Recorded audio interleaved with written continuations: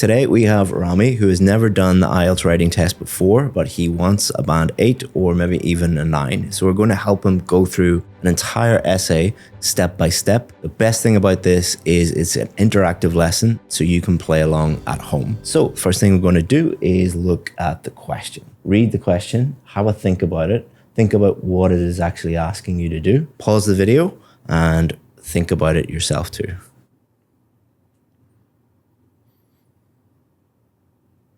All IELTS Task 2 questions have a statement that gives you information about it, background, context, and then it will give you instructions. It'll tell you what to do. So let's ignore the instructions for now. What is this actually talking about? What is the general topic? I guess it's that people are not consuming as much literature in general.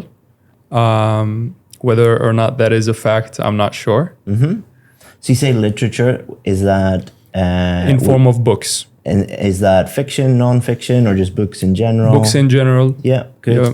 And what is the time frame? Is there any time frame or anything? It's than ever before. So they're comparing the present to the past. How significant do you think that is? So ever before. How would that influence your answers? I think it greatly influences my answer because, you know, it's talking about the current times. It's pretty straightforward. I think the only thing that we would really need to think about is that it is comparing present with the past, but we understand that. Yeah. Let's move on to the instructions. So they're asking you to do two things. What are the main causes of this? All right. So the key word there is causes. Yeah. What is causing this? We don't need to think about that right now, but it's just you need to be aware of this is a causes and then what measures can be taken to address it. Another way of saying that would be solutions. So this is a causes and solutions. So at the end of your essay, the examiner should be able to look at that and understand, what do you think about this? And what do you think about this? In other words, what do you think the causes are of this? And what do you think the solutions are of this? All right? Yeah. Any questions about that so far? Does it matter if I agree or disagree with their statement? No. Okay. No. Some people do that. So in the essay, they start to say, well, I don't actually agree that people aren't reading fewer books than before. I actually read a lot of books and I know a lot of people who read books, and actually that's not what it's asking you to do. All it is testing is when you move to London or New York or Sydney or Toronto, an English-speaking country, and you get a job there and you have to write an email or a letter or a report for your boss, can you clearly communicate in English? So don't get in the way of that by making it more complicated than it needs to be. But that was an excellent question because so many people do overcomplicate it. Do exactly what they tell you to do, which is these are the instructions. This, you just need to understand this. So they are saying, in general, they believe that. What do you think causes this and what solutions can be taken? Okay. So once we understand the question, we need to think of ideas. I've given you 3 possibilities, and people at home, have a look at these, pause the video, think about which ones would be best to answer the question. Not the best idea, the most advanced idea, but which ideas would help you answer the question.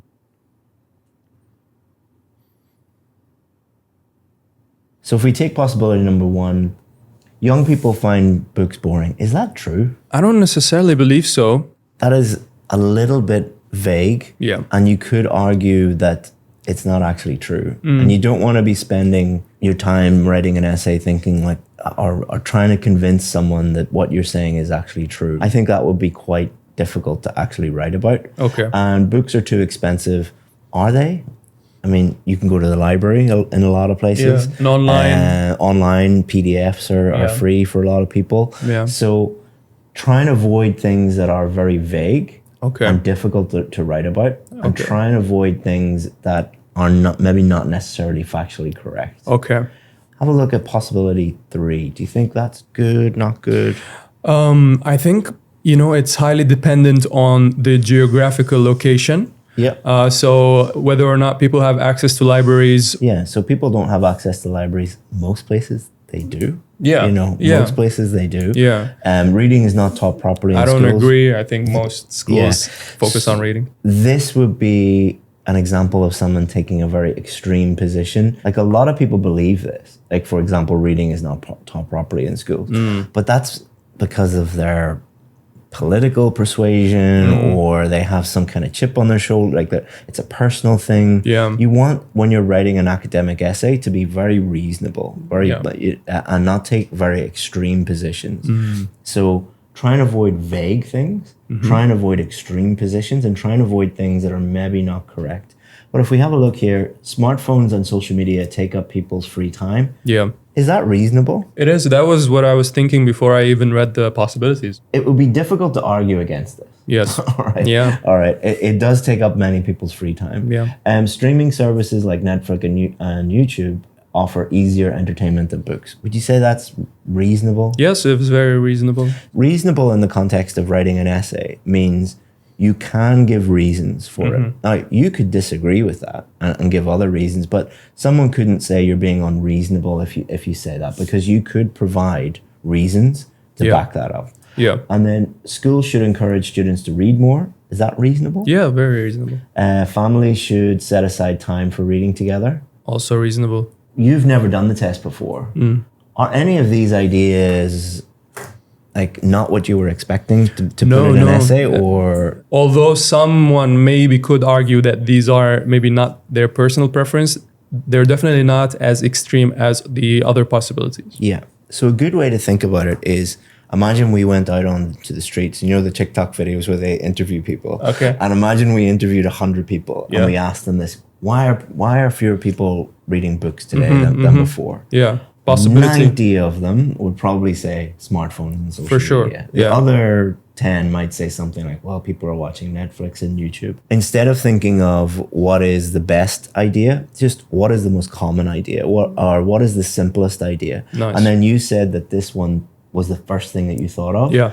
Often the first thing that pops into your head is the best thing, because that's the thing that is the simplest to think of and is the one that you accessed right away, which normally means it's right. Now, you shouldn't accept that right away. You should, filter it through your normal filter of, is this right? Is this reasonable? But just always think, does this actually answer the question? Is this relevant to the question? Is it reasonable? Because you haven't done IELTS before, but you have to back these up with explanations and examples. Okay. Always pick ideas that are relevant, easy to think of, easy to explain. You can think of examples. And most importantly, think of the reader, the person reading this essay. Would they be able to read those ideas and think like, yeah, I totally understand these. I know exactly what he's talking about. We have looked at understanding the question. That's the first thing. Understand the question, what it's asking you to do. Then we have looked at idea generation. Next, we need to think about how would we actually structure this essay. So there are 5 different types of essay. There's agree or disagree, which is asking for your opinion. Yeah. Discuss both views, which is asking you to discuss why opposite ends of the spectrum, different views on something. There are advantages and disadvantages, problem and solution, cause and solution. Okay. This is a cause and solution. Okay. So there are 5 different types of questions. Each requires a unique strategy. I'd like to give you this for free, as well as all the other structures for all the other types of questions. Not only am I going to give you the strategy, but we have created checklists for you. We've given you a process diagram that you can go through to make sure that you're writing everything.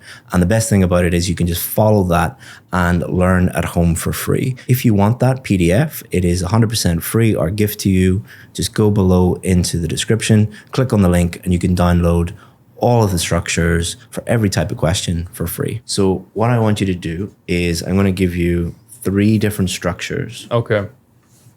I want you to think about which structure in a paragraph structure would be best to answer that question.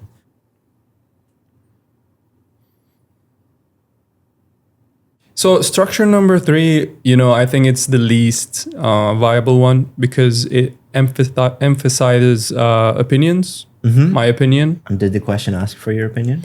No. Good. No. Excellent. So only do what they ask you to do. Okay.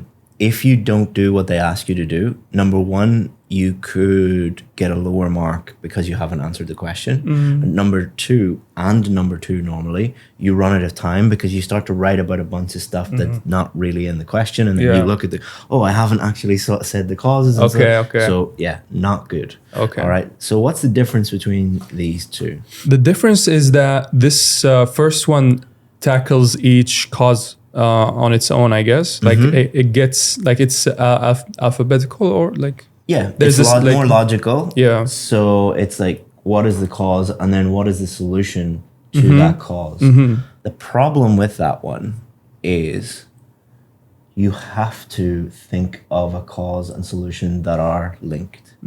So this has to be linked to here, and this has to be linked to here. Sometimes students can do that easily. It depends on the question. It depends on the student. But most of the time, it makes it more difficult than it needs to be. With everything with IELTS, we want to do things that are easier to make our preparation time easier and our test day easier. So we only do difficult things if it actually helps us improve our score. Okay, nice. This doesn't help us improve our score. Nice tip. And this is easier and you will get the same score. Yeah. I had that in my mind. Like this one is a lot easier, and it's more natural. But I assumed that they wanted the thing that sounds more coherent, maybe. What a lot of students believe is that in order to get a high score, they need a complex structure or there's a band 9 structure or something like that. That doesn't exist. Nice. All exists is this is the structure that we have found over the last nearly 20 years of it gets the job done and it makes your life easier. So we're going to pick this structure. And luckily for you, I printed this out for you. Okay. So this is the structure in a little bit more detail. It's 4 paragraphs. Our introduction, conclusion at the end, and then our 2 main body paragraphs. First one is going to be causes. The second one is going to be solutions. All right. And then we go into a little bit more detail here on what you're going to include. But basically, the introduction is going to introduce the causes and solutions. Then we're going to go into more detail. We're going to say, here's the first cause. We're going to explain that. Here's the second cause. We're going to explain that one. Here's the first solution. Explain that. Here's the second solution. Explain that. It asks for causes, plural, and solutions, plural. So we have 2 causes and 2 solutions. It says here, explain, example, explain here. These are interchangeable. So you could explain and give an example here and then, but just you have limited time. So probably don't put 2 examples in, and examples are difficult for many people to remember to think of. So 1 example, and it can be here, or we could put it in here. You need to explain both of them, but the example can be here or up here. It's up to you. Okay. Whatever. So you can keep this with you. And then we'll refer to this throughout the lesson. So the first paragraph that we're going to write is our introduction. So we're going to look at it in a little bit more detail. These aren't necessarily sentences, but they're elements, they're things that we would include in the actual introduction. I've given you 3 possibilities. Look at the 3 possibilities and tell me which one you think is correct. Playing at home, pause the video, have a think about it.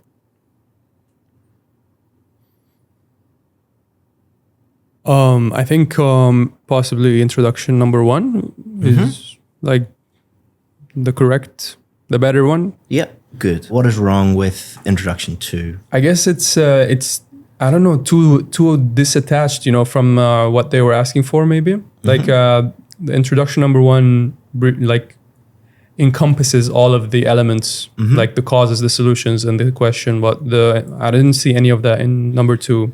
Yeah, and it's telling you to write a hook. Like you're a YouTuber, you know what a hook is. Yeah, that would be good for a YouTube video. Do we need to write a hook in an essay that we're paying someone to look at to assess it? No. The examiner is being paid. Yeah, he doesn't. He or she does not need to be, hooked in. But it's a very common thing where people think that they need to have a hook in there because it's a very common way of that essays are taught. But no. Any problems with this? I didn't necessarily see a problem, to be honest. The key problem is this word. Why would that be an issue? Yeah, they didn't ask for an explanation, maybe. Yeah. So explain would be quite detailed. You're not going to put any detail in an introduction. Introduction is just saying, here's what I'm going to write about. Okay. And it's just introducing what you're going to write about. You're not going to go into in-depth at all. Yeah. But also, it's not asking you for problems. It's asking you for causes. So a lot of people get mixed up between problems and causes. So why is this a problem is a different answer to what are the causes of this. All right. So don't get mixed up between why this is a problem versus the cause of the problem. Like the cause is what made it happen, but the reason it's a problem is completely a different thing completely. Yeah. So this one does exactly what we should be doing. Paraphrase the question. This just lets the examiner know you've understood the question. Yeah. And you can paraphrase, because if you can paraphrase, means that you've good vocabulary, good grammar. And then briefly, here are the causes, here are the solutions. This tells the examiner that you've understood the instructions. Yeah. You've understood this is what the causes are, this is what the solutions are, this is exactly what you asked me to do.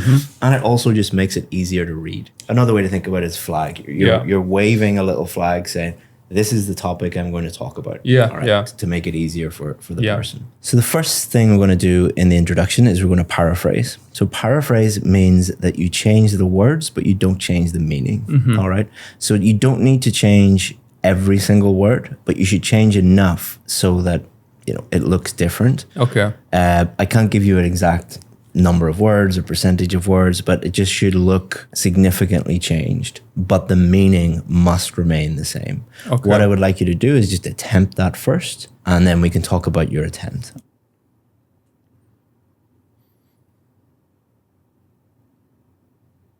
So, individuals have become increasingly reluctant to engage with literature in contemporary society. Should I redo it? No, just it's a normal mistake. So just correct it. Yeah, contemporary society. All right. So we had one little issue here, which was you were trying to use quite an advanced word, contemporary. Why do you think you wrote temporary instead of contemporary? I do think it's sleep, honestly, but it could be also because I'm thinking about the time. Like the recent time, because that's the question is that than ever before. It could also mean that you're just thinking of too many things at the same time. I had this mistake when I was younger where I would be thinking of the next word and I would misspell that word, and my teachers were just focus on one word at a time, and I was like, no, I'm thinking about what to write here and what to write here and what to write here. They're like, no, just slow down, and so that might help you. So reluctant. What does reluctant mean? It's like they're hesitant. It kind of means that they might like to, but there's something stopping them. I don't think that actually means the same thing, as this is a little bit more factual. People are reading fewer books than before. This is adding an extra meaning, extra nuance to it. Be very careful not to add new things in. Okay. Right? Just copy the exact meaning. And then what is the difference between this word and this word? Literature encompasses more than just books, but books is only a subgenre of like literature. What would most people think when you say literature? They might assume maybe things other than just books. The way I would think about it, if somebody said literature, it would mean a specific literary fiction, whereas they're talking about books in general. So that could be other types of books other than literary fiction. Yeah. So we need to be careful not to add in things that kind of mean the same thing. A lot of people will do stuff like this, add in words that they think sound good, but then once you actually look at the meaning of those words, it actually changes the meaning of the paraphrase. My question is it okay to use the same word maybe? Yes. So like if I were to put in books. So books, it's very difficult to change the word books. Books are books. You've never been taught IELTS. You've never looked IELTS up. Yeah. And it's interesting that was a question, because it's an assumption that a lot of people have is I cannot repeat any words. That's not what paraphrasing means, because like, let's say there was a question that had your name in it, Rami. How would we change that? Yeah. What would we say? The guy who's sitting with the brown jacket? Like, we wouldn't say that. So let's try again. But if you have to repeat a word, repeat a word. If you think about it, you have three choices. Choice number one, repeat the word. Choice number two, change to something you're not 100% sure about. So something like, oh, books, literature kind of means the same thing, but I'm not sure. Let's try it. Most of the time that's wrong. Or change to something 100% sure. So if you can, this is the best option. This is the second best option. This is an option that you just should not take. So don't take any risks. If you can, change it to something that you're 100% sure about. But if not, repeat the word. Okay. Yeah. So try again.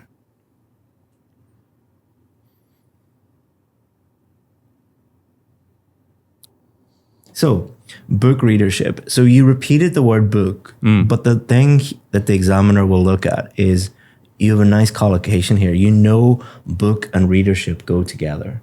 So even though you've repeated the word, the examiner will look at that as like one unit of language. They've taken reading books and changed it to book readership.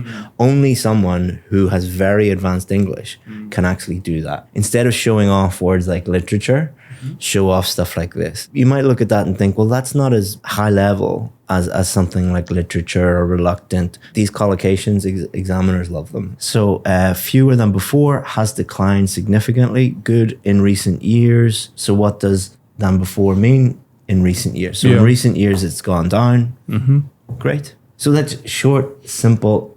What an examiner will think about is, does this mean the same thing as this? They'll think about meaning, then they'll think about accuracy. So is this accurate? Is the vocabulary accurate? Is the grammar accurate? It is. And then number 3, did they change enough? So you definitely have changed enough. It's accurate. The meaning is the same. So that is an excellent paraphrase. Nice. So what this shows the examiner is you've understood the question, because it's impossible to understand a question and paraphrase it. And your grammar and vocabulary is good, because again, it's impossible to change it and have bad grammar and vocabulary. So it's just like a little test. Yeah. A little mini test. Yeah. Can you do that?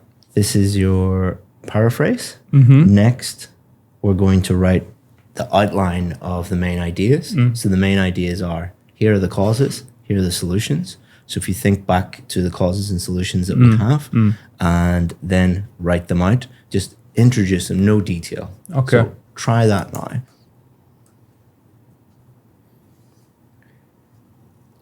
We've got our paraphrase, and this essay will examine how social media and streaming service, so we've got idea number 1 and idea number 2, have contributed, have caused good. So you're paraphrasing that a little bit to this trend. So you're referencing this trend, which is really nice, and will suggest that schools and families, idea number 3, idea number 4, could help address this issue by promoting reading habits. So schools helping and families helping with this. Okay, excellent. A good test is, could you take the question, cut that out, hand it to a friend who can read English, and could they understand what you think about the question?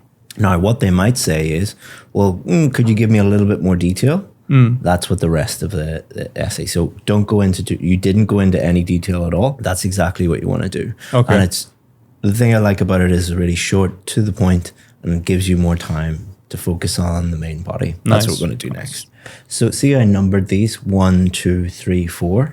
This actually becomes the structure for your main body. So remember we said the first main body paragraph is our causes. Idea 1, social media. Idea 2, streaming. Main body paragraph 2 is our solutions, schools, and family. So a good introduction means that you can constantly check, okay, am I on the right track? So this is like your mini plan. So you can constantly just look back, okay, I'm going to write about this first. I finished that. Now I'm going to write about this. I finished that. I'm going to write about this. And then I'm going to write about this. Because on test day, you might not have slept well the night before. Yeah. We just want to give you tools that force you to do the right thing. So if you learn this system that, okay, I want to outline everything in my introduction, and then you follow this system, which is looking back and treating this as a little mini plan, it's pretty much impossible for you not to structure your essay properly. Because what happens is people don't do that. They kind of get lost in the main body here. Or if they write a good introduction and they don't refer back to it, they can kind of get lost. You can get stressed out. You're running out of time. You might forget a point. Exactly. So it's just making it as safe as possible. If you would like that level of feedback on your own essays, you're probably thinking that could be quite expensive, but the good news is it's actually not. If you would like all of the feedback that we have given Rami for your essay, it is only $10. Normally, we only offer that on our VIP course, which is hundreds of dollars, but we're offering today to 20 people one-on-one feedback from me on your essay, and I will develop a full step-by-step study plan for you, all for just $10. We can only do about 20 of those a day because it takes me a huge amount of time to do those. If you want to be one of those 20 people, go to the description, click on that link, and you can join for just $10. So if we look here at the structure, so we've done these three things. We've paraphrased, we've stated our causes, we've stated our solutions. We know what we're going to write about here because we put it into our introduction. Now we need to start our first main body paragraph. Some people call it a supporting paragraph. It's the same thing. And we need to do something called a topic sentence. Now, we talked briefly about this before. A topic sentence is for people who need flags. You need to say, here's what I'm going to talk about. It just makes it easy for the reader. So if you read any good book or you read a good newspaper, often the first sentence of the paragraph will be, this is what I'm going to talk about. They won't literally say that, but it'll be like the main point so that you know, how, instead of just going immediately into an example or an explanation, I'm going to show you a few different topic sentences. All right. First, you're going to choose the right one, and then you're going to write your own topic sentences. Okay. For the first idea, which is social media, which topic sentence do you think is right and which two do you think are wrong? I think sentence number 3. Good. What's wrong with number 1? I just think it's too complicated. Like it's so hard to understand. So this is a very common thing where people will memorize lists of words and just insert them into their essay and hope for the best. But it's not a vocabulary test. It's a writing test. Vocabulary is a part of it, but just trying to sound really advanced normally doesn't work and leads to a lot of mistakes. What's wrong with this one? It doesn't really, summarize or talk about like social media. It's more about phones in general. And this one? This one is nice. Starts off, the primary cause is idea. Right. That's it. And then later on, you could say the next cause is, or an additional cause is, the next idea. And that's all you have to do. Next, we need to develop this. By development, I mean give explanations. Another way to think about explanations are reasons why you believe this is true, or reasons why you think this is a cause. So imagine I'm arguing against you and I'm like, this isn't a cause. Why is this a cause? Convince me. A good way to think about this, the best way that I have found, is picture a young child that you know, could be 6 years old, 10 years old, something like that, who knows nothing about this. Because what that forces you to do is be very clear. All right. Don't be afraid of patronizing the examiner and writing exactly what you think about this in very clear, easy to understand writing. You can also, it's up to you, you can include an example. If you can think of an example right away. So the primary cause is social media. You can probably think of a social media platform. The one that you use every day. Probably include that one. So try to just explain it to a 10-year-old and include an example if you want, and then we'll have a look at it together.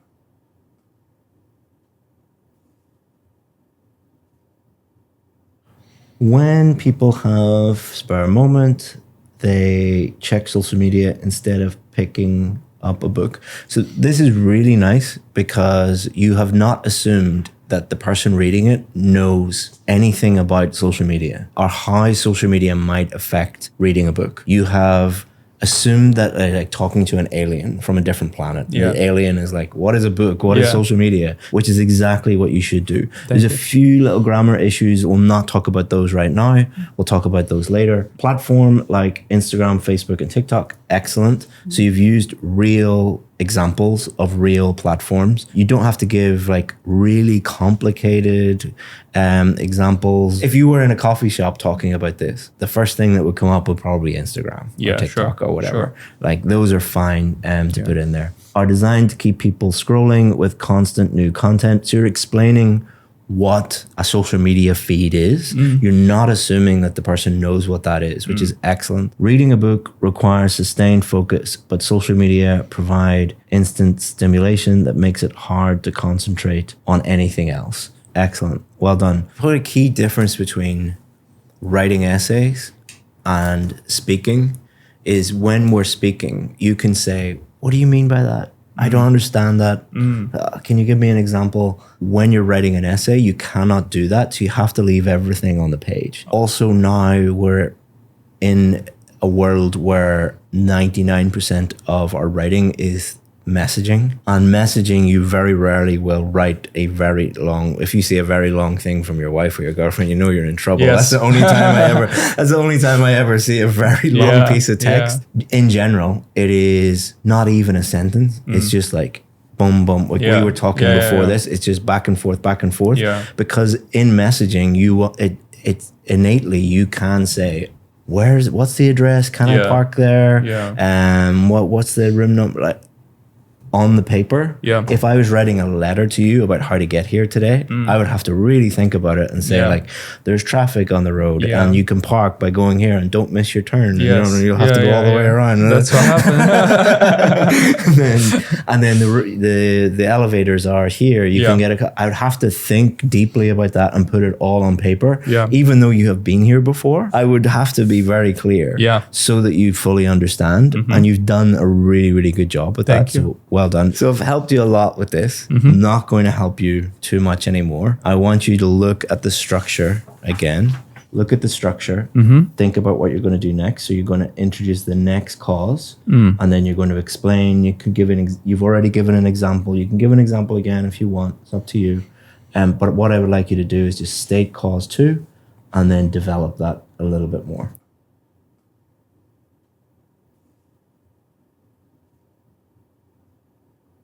Good. You're indicating to the reader, here's the next thing. All right. You're not just going straight into it. You're flagging that up to them, which is really good. Another major factor is that streaming services. All right. So we've talked about social media.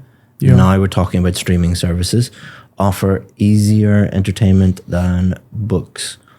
Watching Netflix or YouTube requires less mental effort than reading. So you've explained, okay, people are watching Netflix. Why don't they read a book instead? Viewers can relax and let the story come to them. Excellent. The difference between reading a book and watching TV. Literally, there are books on Netflix, like adaptations, and how many hundreds or thousands of times more people will watch, Pride and Prejudice, the book versus the actual movie. Whereas reading means actively imagining scenes and characters. After a long day of work, most people choose the easier option. Excellent. So you've explained it and you've given a little example here. I think this is probably around 100 words or so, which is totally fine. In general, if you write about between 100 and 150 words for each main body paragraph, you should be good. When you're practicing, count the number of words, and then you can kind of eyeball what does 100, what does 150 of my words actually look like? And then when you're on test day, if you were to think, okay, this is 125, I'm not sure what it is. This, if you were to write to about here, you would be fine. Do we get graded higher if we write more? No, no.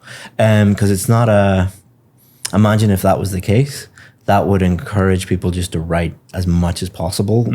And that's not really what we're doing here. My favorite author is George Orwell, and he is known for very, like people would look at it and think, oh, this is simple.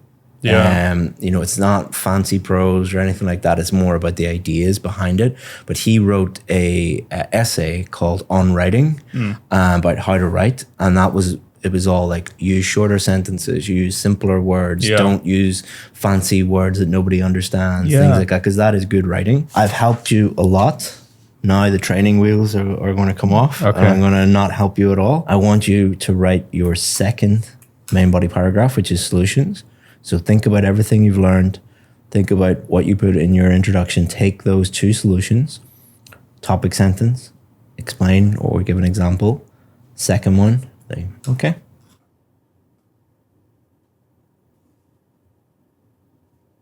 So one solution is for schools to encourage students to read more. All right. Topic sentence clear, easy to understand, main idea is correct. Schools can dictate specific time to reading during the school day and make it enjoyable through book clubs, discussions, and regular library visits. Good. So you've included a couple of little examples in there as well, which is really nice. And everyone can relate to that. Like everyone understands that. Everyone has been to school. It's easy to understand. This helped children develop reading habits. So explaining how is this actually going to help them? And then you actually explain it.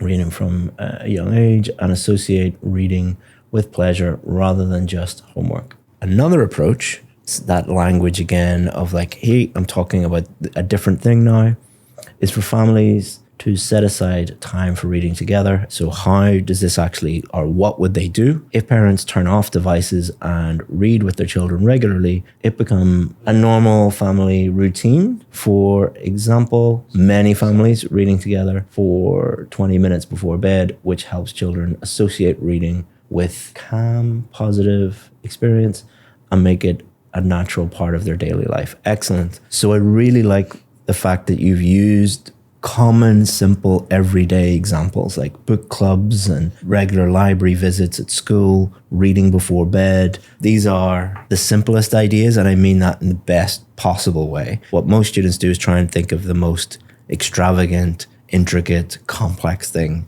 You're not doing that, which is a sign of a really, really good writer. Again, few little grammar mistakes in there. We'll talk about that after. Final part of your essay is your conclusion. What you're going to do is just write in conclusion. And a conclusion is similar to your introduction. So your introduction was, here's what I'm going to talk about. Here are the main ideas. A conclusion is a summary of the main ideas. So the way that for this type of question, you can actually look at your introduction and paraphrase your introduction because you've already stated that.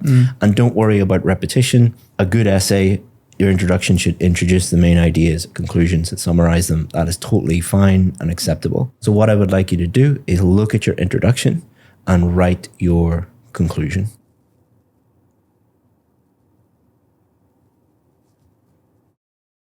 In conclusion, the decline in book reading can be attributed to digital distractions, very nice, such as social media and streaming platforms. However, schools and families can encourage more people to read by making it an enjoyable and regular part of daily life. Good. So you've summarized all the main ideas. Your essay is finished, or is it?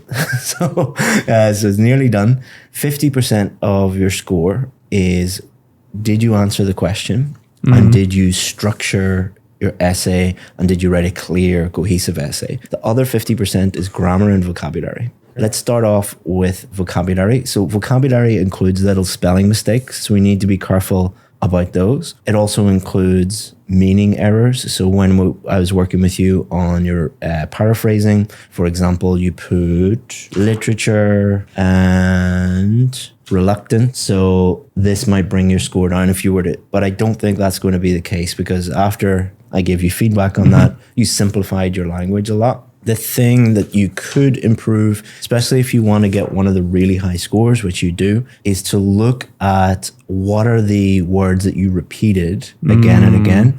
The rule is not that you can't repeat a word. So for example, books and reading, you're going to be repeating those a lot because it's about that. Sure. But if we want a band 8 or a band 9, we should try and vary our vocabulary as much as we can, but only as much as we can. So what I would like you to do is have a look through here and think, are there any common words that you have repeated too many times? And is it a possibility that you could change it to anything?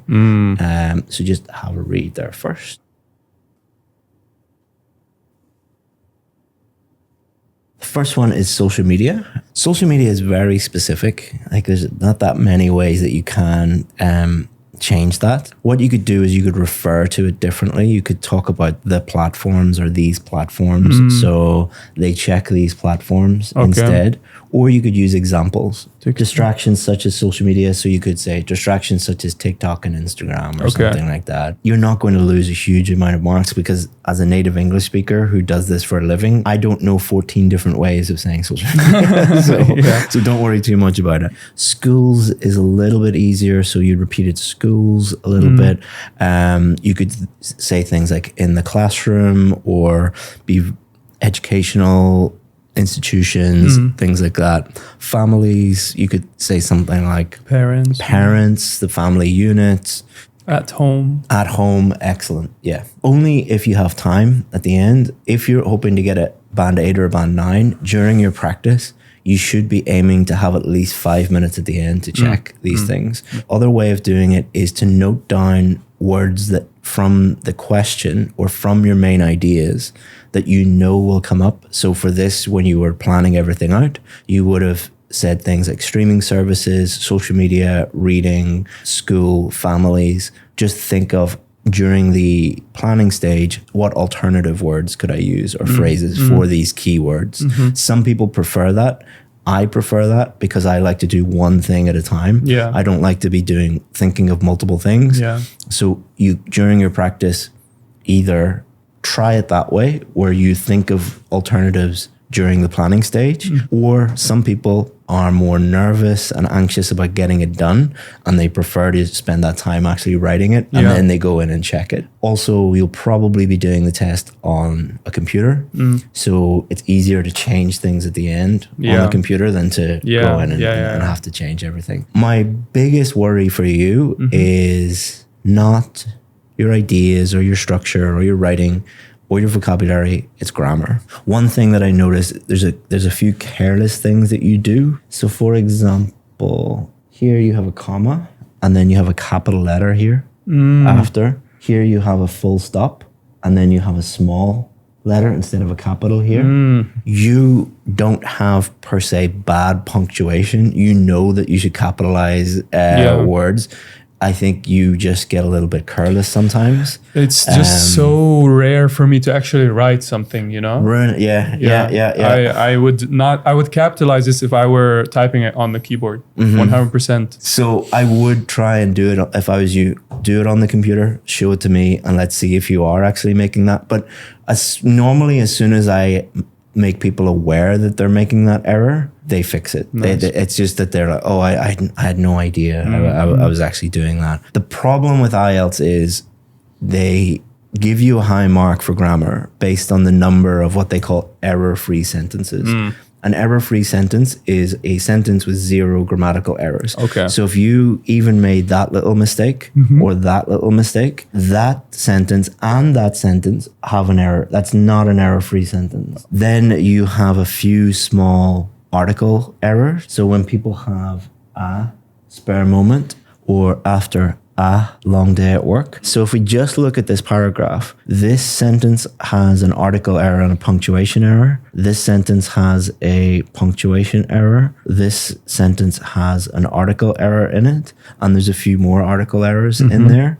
And there's also some subject-verb agreement issues in there. So for example, this should be provides instant stimulation instead of provide instant stimulation. And same here, this helps children. And there's a couple more in there. So as you can see, I've just quickly checked it.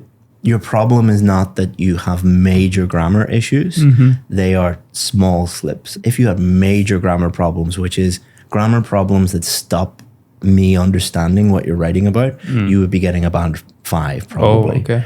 You do not have that problem. Nice. You can make these little slips and get a band 6, maybe even a band 7, depending on the frequency, but you can't get a band 8 or a band 9 because they're just they're too frequent. But the good news is normally with someone at your level, as soon as I make you aware, your 3 big areas that you need to work on are punctuation, articles, and subject-verb agreement.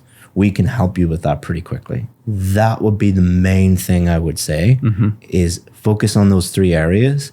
And if you just do that, you will be in very good shape. But I would like to work with you on a different essay when you have fixed those issues. I think it's unfair to judge your band level right now. Very, very good first attempt, but we would like to improve things for you. So that was how to do a causes and solution video. We have many other similar videos on the different types of task 2. If you would like that, click here. Or if you would like to work on task 1 writing, click here.